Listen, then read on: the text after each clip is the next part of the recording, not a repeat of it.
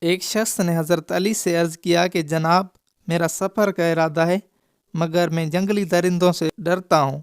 آپ نے اسے ایک انگوٹھی دے کر فرمایا، جب تیرے نزدیک کوئی خوفناک جانور آئے تو فوراً کہہ دینا کہ یہ علی بن ابی طالب کی انگوٹھی ہے۔ اس کے بعد اس شخص نے سفر کیا۔ اتفاق سے راہ میں ایک جنگلی درندہ اس پر حملہ کرنے دوڑا۔ اس نے پکار کر کہا، اے درندے، یہ دیکھ میرے پاس علی بن ابی طالب کی انگوٹھی ہے۔ درندے نے جب حضرت علی کی انگوٹھی دیکھی تو اپنا سر آسمان کی طرف اٹھایا اور پھر وہاں سے دوڑتا ہوا کہیں چلا گیا۔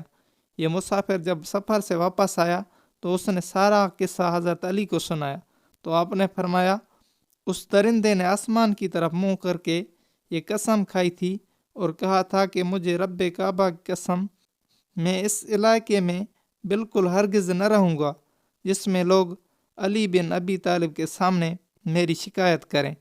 ایک مرتبہ حضرت علی کی زرہ چوری ہو گئی۔ وہ ایک یہودی سے برآمد ہوئی۔ حضرت علی نے اسے فرمایا، یہ تو میری زرہ ہے۔ یہودی نے کہا، پھر گواہ پیش کیجیے۔ چنانچہ حضرت علی نے قاضی شریح کی عدالت میں دعویٰ دائر کر دیا اور حضرت علی اور وہ یہودی عدالت میں پیش ہوئے۔ قاضی نے حضرت علی سے کہا، گواہ پیش کرو۔ حضرت علی نے اپنے صاحبزادے اور غلام کو گواہی کے لیے پیش کیا، مگر قاضی کے نزدیک یہ گواہی جائز نہ تھی، اس لیے قاضی نے حضرت علی کا دعویٰ خارج کر دیا۔ اس فیصلے کے بعد حضرت علی کے چہرے پر کوئی رنج و ملال نظر نہیں آیا، حالانکہ آپ امیر المومنین تھے۔